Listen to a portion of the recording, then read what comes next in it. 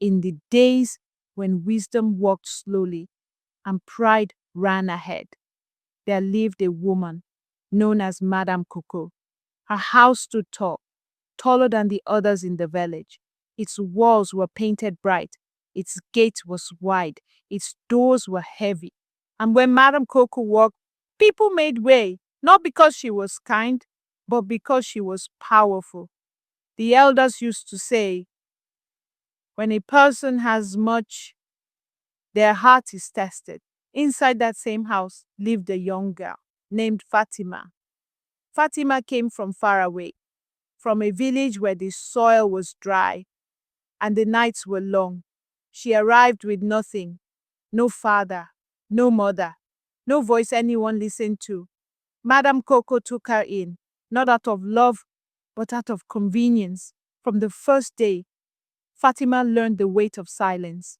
Before the cock crowed, she was awake. Before the sun rose, her broom had kissed the ground. Before others ate, her hands had already cooked. She swept, she washed, she cooked, she carried, she endured, and still it was never enough. When the floor was clean, Madam Coco complained of dust. When the food was hot, Madam Coco said it was late.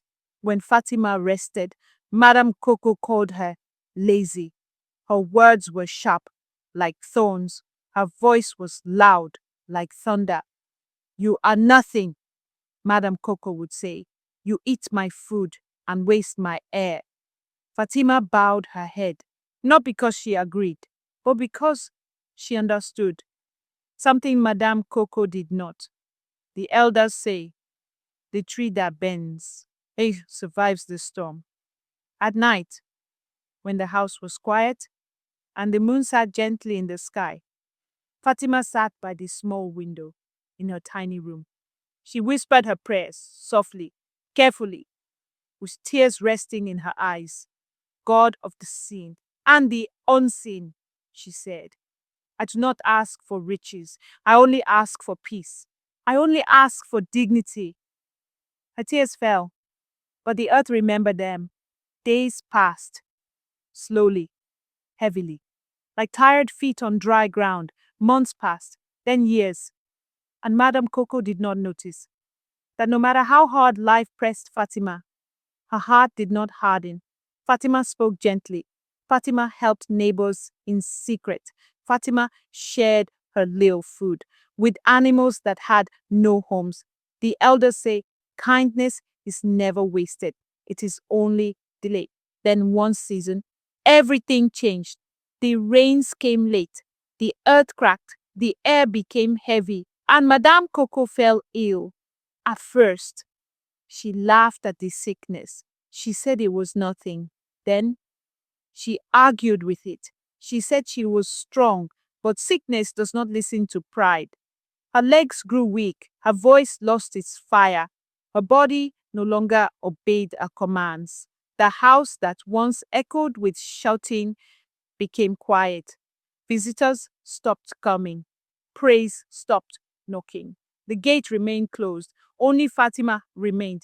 The same girl once denied food, now fed her.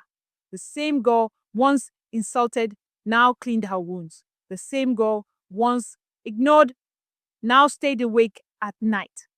Fatima did not complain. Fatima did not remind her. Fatima simply served.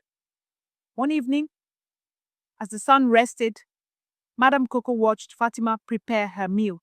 Her hands were gentle, her movements calm. Tears fell into the bowl. Why? Madame Coco asked weakly.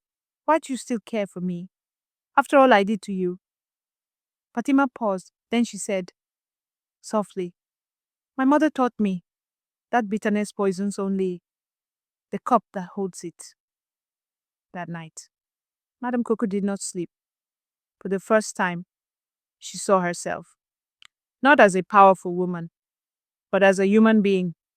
The elders say, wisdom often comes when pride is tired. When Madame Coco recovered, she called the elders of the village. She stood before them with a bowed head, and she said, I was rich in things, but poor in heart. This child I oppressed has taught me more than my wealth ever did. From that day, Fatima was no longer a servant. She was sent to school. She was spoken to with respect. She was treated like a daughter. And Madame Coco changed. Her voice softened, her heart opened, her hands learned kindness. The elders say, when the heart learns, the world changes.